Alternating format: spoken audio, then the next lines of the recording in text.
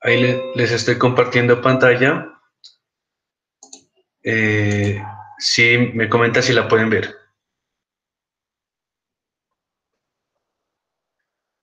¿Si pueden verla, chicos? Sí, profe. Bueno, listo, Sí, entonces profe. vamos a empezar. Entonces, en la clase pasada lo que nosotros mirábamos era cómo eh, dentro de las vigas, bajo flexión, se desarrollan unas fuerzas internas y que esas fuerzas internas pues son lo que se llamábamos M y B, ¿no? O sea, el cortante que aparecía, eh, el cortante y el momento, ¿no? Y pues incluso habíamos, ahí les recuerdo un poco, que habíamos definido una convención de signos. Por ejemplo, cuando el momento y el cortante en la porción izquierda de la viga tenía estos signos, se consideraban positivos. Y si consideramos la porción derecha del corte, pues estos serían los signos de B y de M para que sean positivos, ¿no? Habíamos dicho también que una fuerza cortante positiva pues trataba de cortar la viga de esta forma y que el momento positivo trataba de flectar la viga de esta forma, ¿sí? O sea, la parte de arriba se comprime y la parte de abajo se tensiona, ¿no? Igualmente, pues revisamos en la clase pasada el procedimiento como, por ejemplo, aquí les recuerdo cómo se llega a este diagrama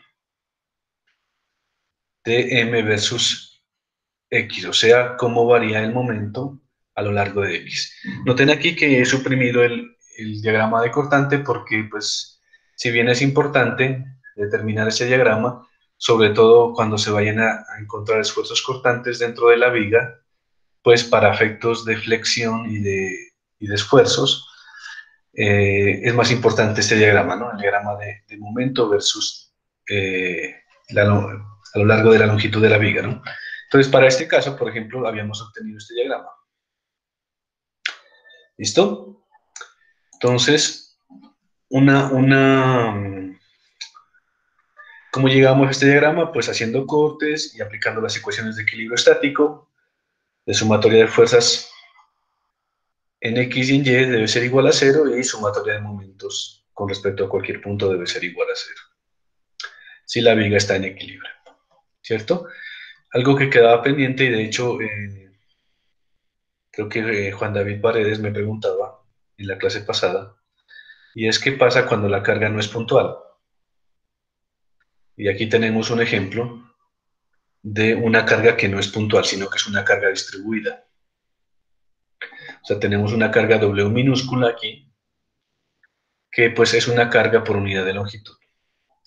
En este caso, para este ejemplo, pues es supuesto que esta carga está solo actuando sobre una longitud de L medios y que la otra, y la otra parte libre de la viga está libre, ¿no? Esta parte, ¿cierto? La longitud de la viga total es L.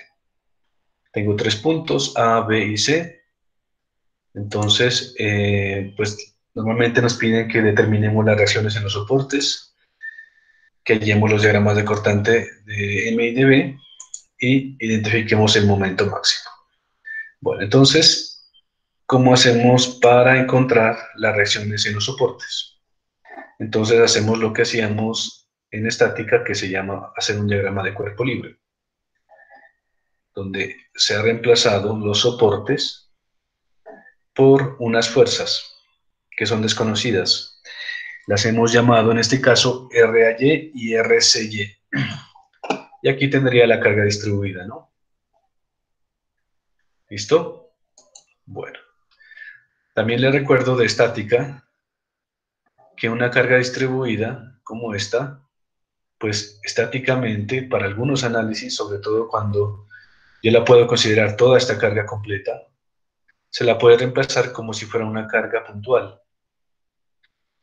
¿Cómo se determina ese valor de la carga puntual? pues es como si encontráramos el área de este rectángulo. Ustedes saben que el área de un rectángulo es igual a la altura, o sea, W, por la base. Entonces, esa carga puntual equivalente sería WL medios. ¿Y dónde estaría aplicada? ¿En qué punto? Pues esto es un rectángulo. Sabemos que el centroide está aquí en la mitad, o sea que estaría, si esto es L medios, estaría de aquí a aquí, habría una distancia de L cuartos, ¿no? Del extremo hasta el punto donde está aplicada la fuerza sería L cuartos, si esto es L medios, ¿cierto? Bueno, entonces ya sabemos, miren lo que hice aquí, pasé de aquí a acá, ya tengo el diagrama de cuerpo libre, esa carga distribuida la reemplacé por una carga puntual, también ya sé dónde está ubicada, ¿cierto? Y ya puedo aplicar aquí las ecuaciones de la estática normalitas, o sea, sumatoria de fuerzas en X, sumatoria de momentos, sumatoria de fuerzas en Y, ¿cierto? Y de hecho eso es lo que hice aquí, ¿no? Pues sumatoria de fuerzas en X no es necesario porque no hay ninguna fuerza en X actuando, entonces de una vez procedo a aplicar la ecuación de sumatoria de fuerzas en Y. Tengo esta fuerza RY hacia arriba, positiva, esta fuerza RCY hacia arriba, positiva, y esta fuerza que está actuando hacia abajo, menos WL medios igual a 0, ¿cierto? Miren que aquí tengo, en esta ecuación de arriba tengo dos incógnitas, solo una ecuación, necesito otra ecuación, y esa ecuación es la de sumatoria de momentos. Entonces voy a sumar momentos respecto a este punto, voy a mirar el momento que produce esta fuerza, entonces es un momento negativo, porque tiende a hacer rotar la viga en sentido horario, y sería igual a WL medios, que es la fuerza, por la distancia, que es L cuartos. Si consideramos ahora el momento de esta fuerza, pues sería un momento positivo porque la viga tiende a rotar antihoráriamente con esta fuerza respecto a este punto. Y sería el producto de la fuerza por la distancia, que toda esta distancia vale L. Entonces, si despejamos, pues ahí se puede encontrar que RCY es WL octavos y RAY es 3WL octavos. ¿Cierto? ¿Hasta ahí alguna duda de pronto? Bueno, no hay dudas, entonces continuamos, ¿no? Vamos a construir el diagrama de momento vector. Para eso voy a hacerle un corte a la viga. Entonces vuelvo aquí otra vez, aquí me regreso un poquito. Vamos a hacer un corte ahora por esta parte, entre la parte A y B. Se va a cortar. Miren que en este caso se corta una parte de la carga distribuida, pero no se la corta toda. ¿Sí? Solo se corta una parte. Aquí está la reacción que acabamos de determinar. Aquí en el corte aparecería el cortante y el momento, y esta distancia sería X. ¿Listo? Noten que en este caso, pues, ¿cuál sería la carga equivalente a esta? La carga equivalente a esta sería W por X. ¿Y dónde estaría ubicada? Pues si esto es X, estaría ubicada en la mitad, o sea, en X medios, que es lo que aparece aquí, ¿no? Entonces, ya teniendo este diagrama, pues un poco más desglosado, ya no tenemos aquí una carga distribuida, procedemos a sumar fuerzas y momentos. Particularmente, como les decía, en esta parte o en esta sección del curso, nosotros no nos interesa tanto el diagrama de cortantes, ustedes ya saben cómo determinarlo, vamos a proceder directamente a hallar el diagrama de momentos. Entonces, para hallar el diagrama de momentos, vamos a sumar momentos respecto al corte. Y aquí tenemos esa ecuación. Noten que si sumamos momentos respecto a este corte, ¿qué fuerzas produciría momento? Esta produciría momento. Sería igual a ¿qué? Momento negativo menos 3WL octavos por la distancia, que sería X, ¿cierto? Que es lo que aparece acá. Y más el momento de este, que es positivo porque tiende a hacer rotar con respecto a este punto la viga antihorariamente. WX, que es la fuerza, por la distancia que sería X medios, ¿cierto? O sea, más WX por X medios, más M igual a 0. Más este M que aparece aquí, en la sección, igual a 0. ¿Listo? Si despejamos de aquí M, pues nos daría 3WL octavos por X menos WX cuadrado. Menos WX cuadrado medios.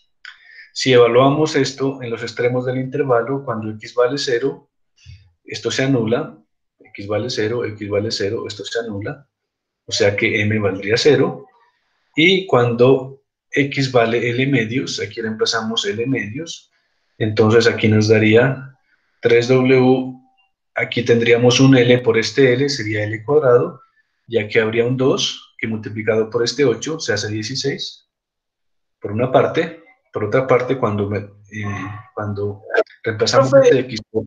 Ajá. este momento de WX no es negativo porque va en sentido de las manecillas al aplicar la fuerza. O, a ver, ¿puede volver a la anterior imagen, por favor? Tenemos Ese, esto, ¿no? ajá. Estamos sumando momentos respecto a este punto, ojo. Ojo, ojo que cuando sumamos momentos, no importa si la fuerza va hacia arriba o hacia abajo, lo que importa es cómo esa fuerza hace rotar la viga respecto al punto, ¿cierto? O sea, si aquí Y en tenemos, este, si hacemos, caso, si tenemos aquí una articulación y esta fuerza, lo que trataría de hacer es que esta porción de la viga rote en sentido de las manecillas del reloj, o sea, una rotación negativa. sí. Y esta fuerza lo que haría es que esto rote en sentido contrario a las manecillas del reloj, o sea, una rotación positiva. Ah, listo, gracias, profe. ¿Qué es lo que aparece aquí, no? Por eso esta es menos y esta de aquí es más. Ahora, cuando pasan al otro lado, miren que el M está aquí, cuando pasa esto al otro lado, cambia de signo, esta se hace positiva y esta se hace negativa, ¿no? O sea, cuando despejamos M. ¿Listo? Bueno, entonces estábamos reemplazando, dijimos que cuando X vale 0, el M vale 0, y cuando X vale L medios, pues M se convierte en esto. 3/16 menos 1 octavo, eso es WL cuadrado sobre 16, ¿cierto?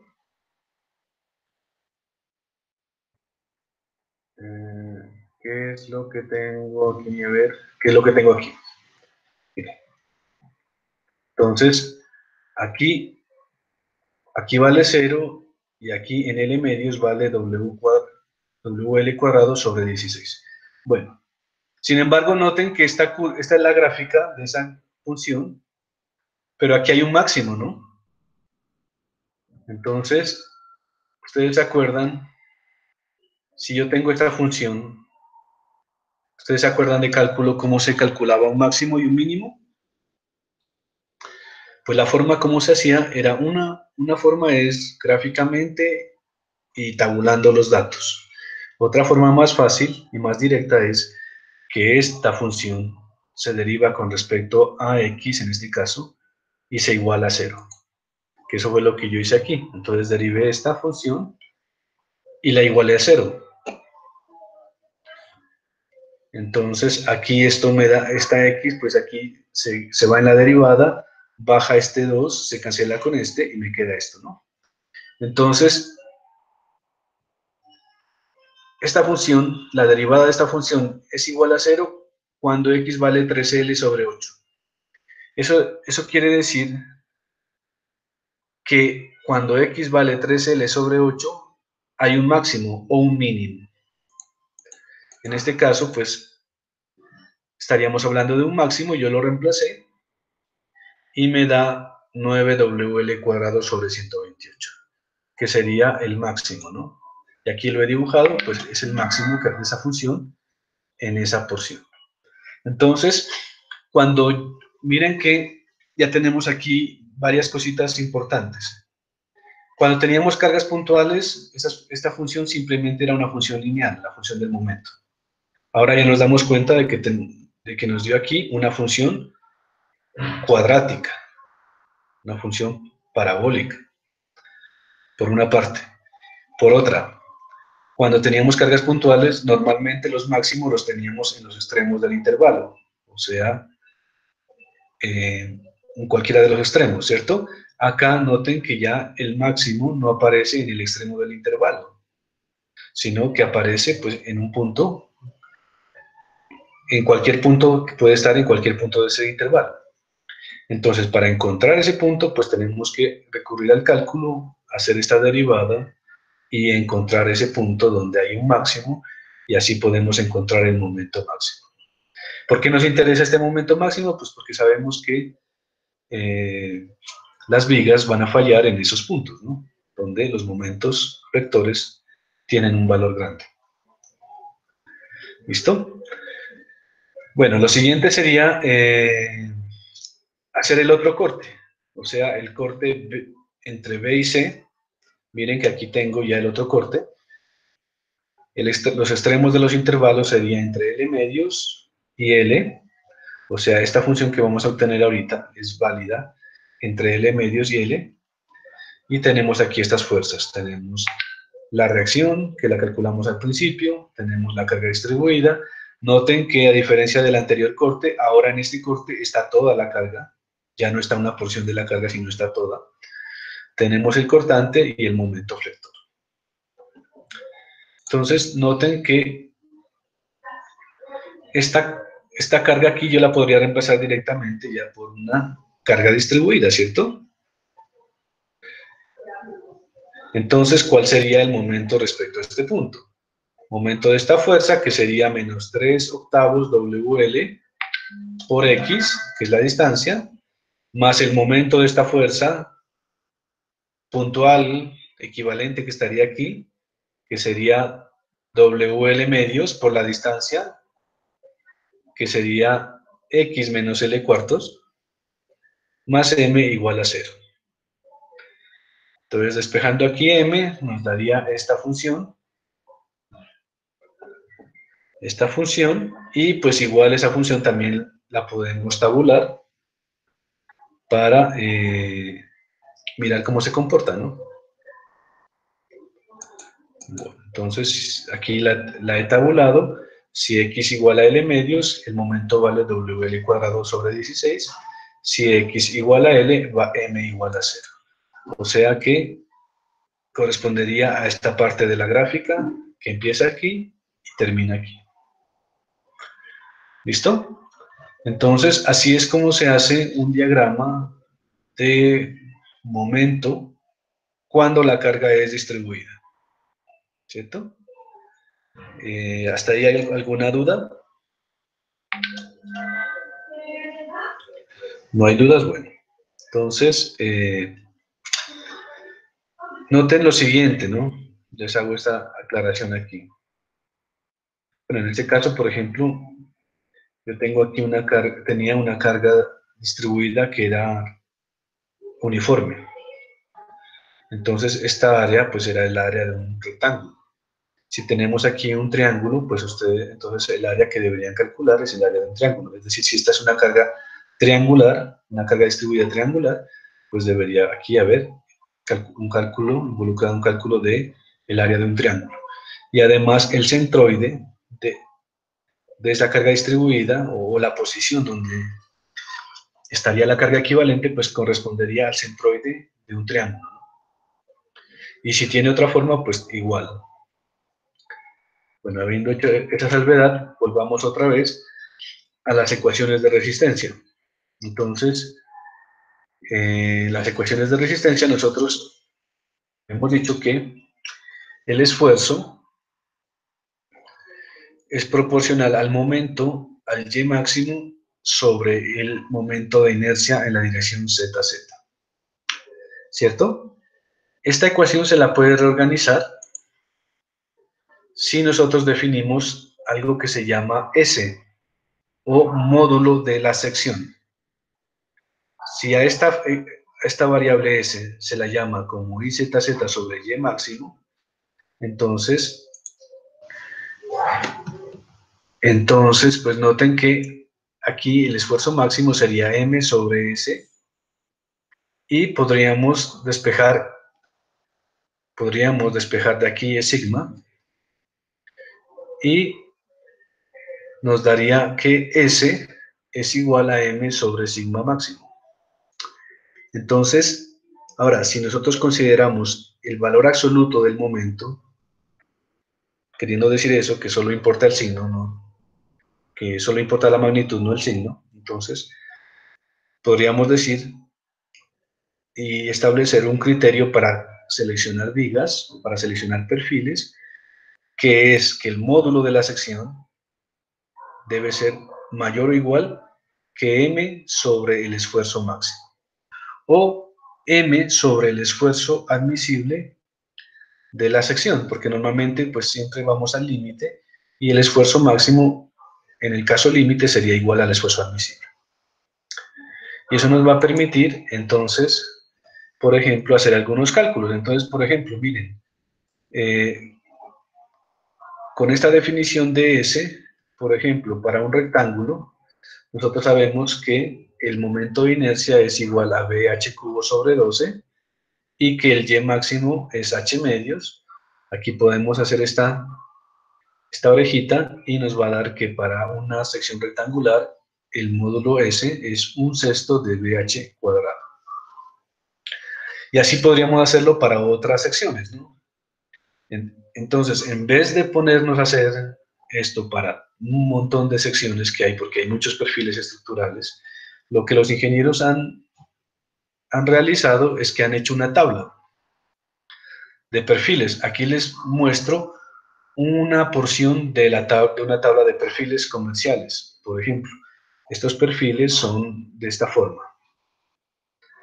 Y en esa tabla aparece aquí, por ejemplo, la designación. Entonces, el perfil más pequeño de esta tabla sería un W36 por 302. ¿Qué significa eso? Que tiene un área de 88.8 pulgadas cuadradas, que la profundidad es 37.3, o sea que esta distancia D es 37.3, que el ancho de esta ala es 16.7 y el espesor es 1.68, ¿cierto? Bueno, y aquí aparecen otros datos que son también relevantes, pero lo que más nos interesa a nosotros es lo siguiente. Para este perfil ya está tabulado el momento de inercia, no hay que calcularlo, no hay que hacer pues lo que hacíamos nosotros, que desglosar este perfil, calcular el centroide, calcular el I, bueno, etcétera. Simplemente esto ya está tabulado aquí. Entonces el I con respecto a este eje, que en este caso es XX, ya está aquí dado, y también está dado el módulo de la sección, o sea, SX. Entonces, normalmente, si nosotros hemos determinado el momento máximo y tenemos la resistencia del material, podemos determinar cuál es el valor mínimo que necesitamos de esta tabla de perfiles para que cumpla con las exigencias de nuestro problema. ¿Listo? ¿Hasta ahí alguna duda? Chicos, ¿está claro? Bueno, entonces no hay preguntas. Vamos a hacer un ejemplo para ilustrar lo que acabamos de mirar aquí. Entonces, pues no voy a volver a repetir cómo hacer diagramas de momento. Más bien voy a tomar una solución del libro. Entonces, de hecho, este problema nosotros lo resolvimos la clase pasada. Y supongan que se desea construir una viga con estas condiciones, con esta carga, ¿cierto? Y pues aquí el momento máximo en valor absoluto sería 50 kilonewton sobre metro, ¿cierto?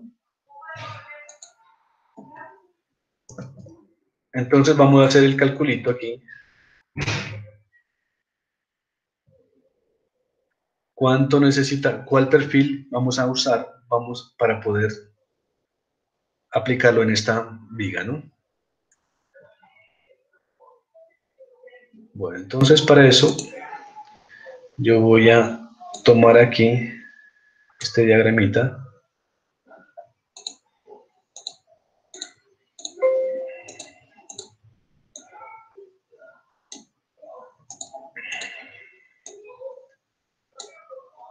Bueno, entonces esa es nuestra viga. Ese es el diagrama de momentos. La configuración de la viga está acá.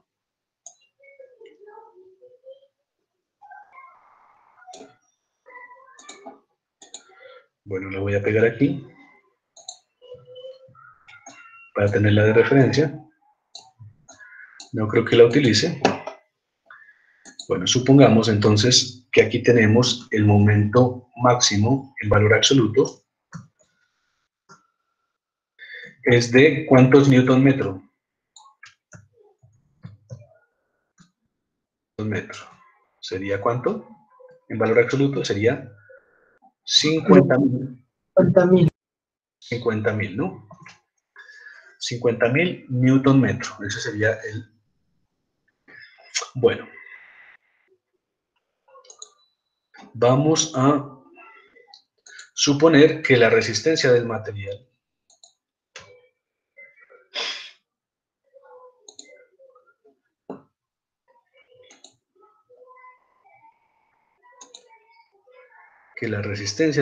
es decir, que el sigma lo conocemos, es decir, que nos dan el material. Bueno, por aquí voy a buscar el símbolo de griego. Entonces, por aquí tenemos sigma, mírenlo, aquí está. Bueno, entonces el sigma admisible, vamos a suponer que no lo dan, ¿no? Normalmente los ingenieros pueden conocer eso, ese valor. Es más, para el acero estructural, normalmente ese valor ya está como establecido, ¿no? Por ejemplo, el esfuerzo admisible de un acero estructural es 250 megapascales. Un buen estimativo.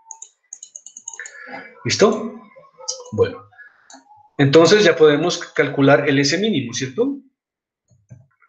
Que necesitamos. ¿Que sería igual a qué?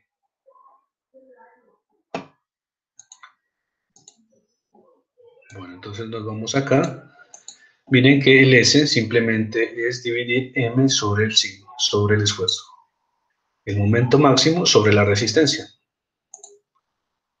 O sea, esto sobre esto. Pero ojo aquí, que esto está en newton metro y esto está en newton milímetro cuadrado, ¿no? Entonces aquí tenemos que hacer una conversión, ¿cierto? Entonces esto lo voy a pasar a newton milímetro. ¿Cuánto sería esto en newton milímetro? 50.000 en newton milímetro, ¿cuánto sería? Pues sería esto multiplicado por 1000, ¿no? O sea, 50.000 sería 50 millones. ¿Listo? Entonces, el S mínimo sería igual a ¿qué?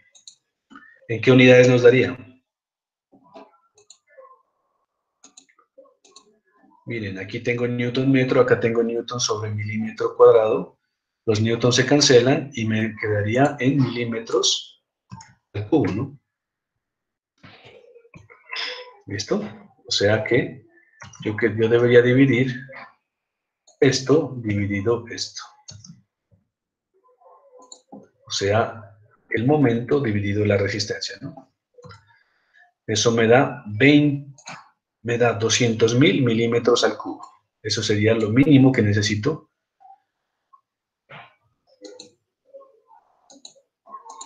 en cualquier perfil estructural que vaya a usar. ¿Cierto? Vamos a ver una tabla de perfiles, que esto les voy a subir a...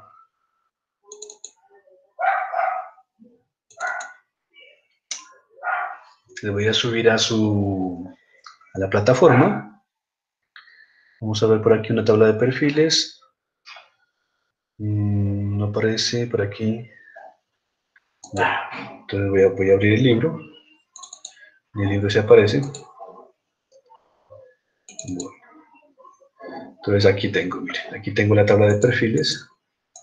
Hay perfiles en I, perfiles, aquí está en unidades inglesas, aquí está en unidades métricas. Acá tengo otros más perfiles. Otra forma, estos no son tan anchos, el ala no es tan ancha, son más gruesos en la mitad. Acá tengo unos perfiles en forma de canal, por ejemplo. Acá tengo perfiles en forma de L, o lo que normalmente lo conocemos como ángulo. Bueno, y aquí otros ángulos. Bueno, igual esta es una tabla por reducida, pero más o menos nos sirve, ¿cierto? Bueno, entonces, ¿cuánto necesitamos? Aquí, de acuerdo a nuestra selección. Son 200.000, ¿cierto? 200.000. Noten que aquí, bueno, nos vamos en primer lugar a la tabla que tiene estos perfiles en milímetros. Noten que aquí está por 10 a la 3.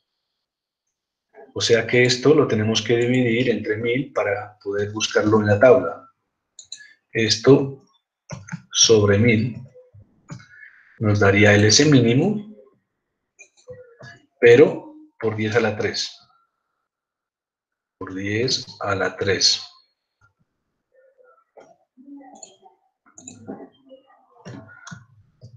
Como está en la tabla. Está en la tabla. Ojo ahí, ¿no? Ojo ahí, porque en la tabla aparece ese valor multiplicado por 10 a la 3. ¿Listo? Entonces ya determinamos que lo que mínimo que necesitamos es de 200.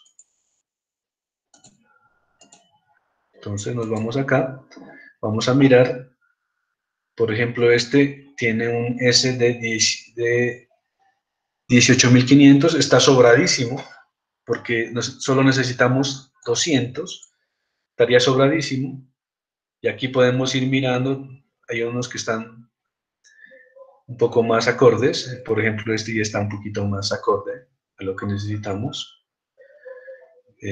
pero sin embargo todavía pues está muy sobrado. Este estaría un poco más cercano. Este sería como el más, hasta ahorita, el más apropiado, porque es de 475, ¿cierto? Seguimos por acá. Tenemos uno de 226, por ejemplo. Acá tenemos uno de 89, este ya estaría por debajo, o sea, este ya cumple, o sea, no cumple con lo mínimo que necesitamos, que son 200. Entonces aquí tendríamos una gran variedad, ¿listo? Entonces, escojamos unos candidatos. Entonces, yo voy a ver si puedo pintarlos aquí. Bueno, voy a escoger unos candidatos que serían apropiados. Por ejemplo, este sería un candidato, 220, ¿cierto? Este sería otro candidato. Este sería otro candidato.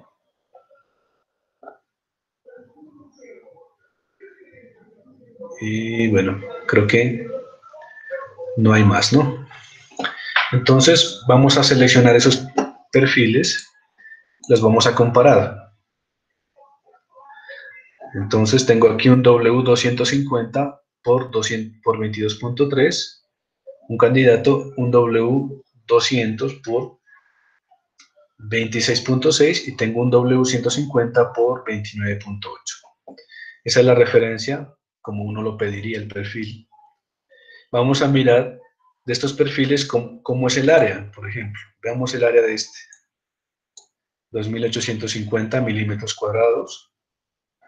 El área de este, 3.390 milímetros cuadrados, y el área de este es 3.790. Entonces, ¿qué notan aquí?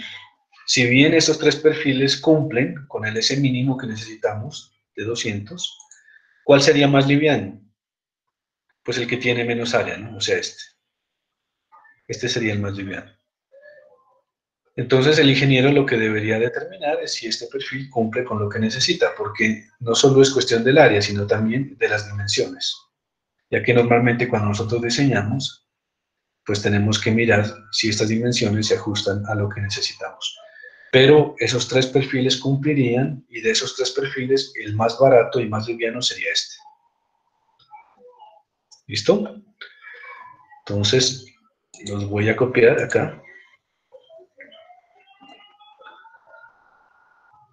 Voy a copiarlos acá, en la tabla.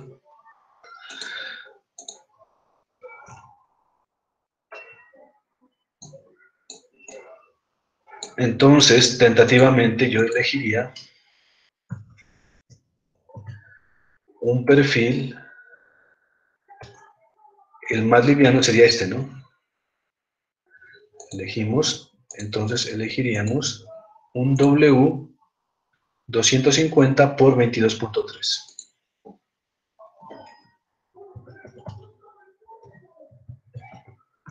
Que es la referencia que aparece aquí, por 22.3. O sea, aquí en la tabla completa se aparece, ¿no? W 250 por 22.3. Esa sería la elección. ¿Alguna pregunta? Chicos.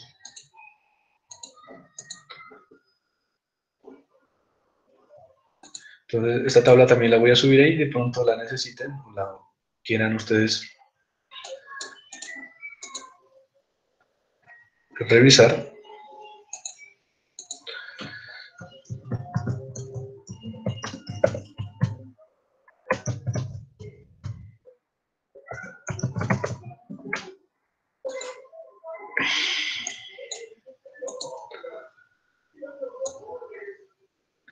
Entonces, para estas condiciones de diseño, para este momento, para este esfuerzo admisible, el S mínimo es este, y dentro de los perfiles que cumplen, encontramos este. Ahora, alguien podría decir, profe, pero, o sea, usted eligió un perfil en forma de I, ¿por qué no eligió otro perfil? Ah, bueno, eso ya es otro cuento, ¿no? Si las condiciones del problema permiten que yo utilice otro tipo de perfil, entonces tendría que revisar aquí, por ejemplo, cuál de estos perfiles satisface lo que necesito. Por ejemplo, este se acercaría un poco. Un S200 por 27.4. Tendría un S de 236 milímetros al cubo. O, si a alguien no le gusta este, podría decir, profe, no, pues a mí me parece que son más baratos estos perfiles en ángulo, se los encuentra en cualquier ferretería. Vamos a ver si un perfil de estos cumpliría con lo que necesitamos. Miren que aquí tendría uno de 200, ¿no? Sería perfecto este. Un ángulo de 203 por 203 por 19 milímetros. Entonces, ese perfil estaría, y además tiene una área de 7.350 milímetros cuadrados. ¿Cierto? Entonces, miren que hay muchas posibles soluciones a ese problema. Lo importante es que el ingeniero tenga bien claro qué tipo de perfil necesita y cuánto es lo mínimo que necesita para que cumpla.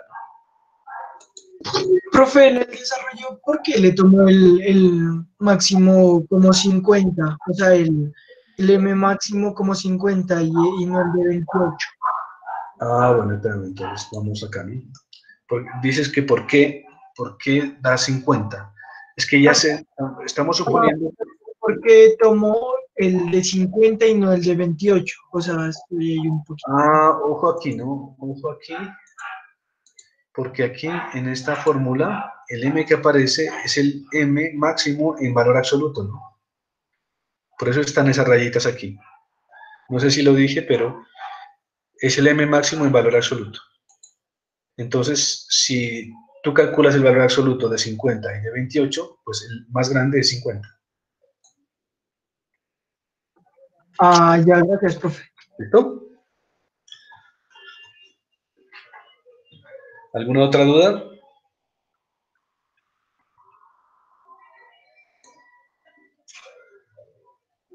Bueno, si no hay dudas, entonces chicos, con esto terminamos la parte de diseño de vigas por resistencia. Voy a dejar una tarea para que seleccionen algunos perfiles. También les voy a subir la tabla de perfiles para que la revisen. Y una copia de este archivo y de la presentación que miramos hoy. Y además, pues también de la grabación de esta clase, ¿no? Si no tienen más preguntas, entonces eso sería todo. Profe, si no me dicen que, o sea, un área transversal en específica, yo puedo escoger cualquier figura, ¿verdad? Si no te ponen una condición, tú podrías escoger cualquiera que cumpla, ¿no? Cualquiera que cumpla, pero como les digo, normalmente en diseño siempre uno tiene que, pues uno elige lo más barato en primer lugar. Y además lo que se acomode al espacio que uno tenga. Entonces, generalmente esas dos restricciones siempre van a estar ahí como permanentemente, ¿no? Y lo más barato es el que menos área tenga, ¿verdad? Es el que tiene menos área. Ya. ¿Listo? Bueno, entonces con eso dejamos ahí. Gracias por su atención y estamos en contacto. Profe, No no sé- se olvide de crear la tarea, por favor, para lo del taller.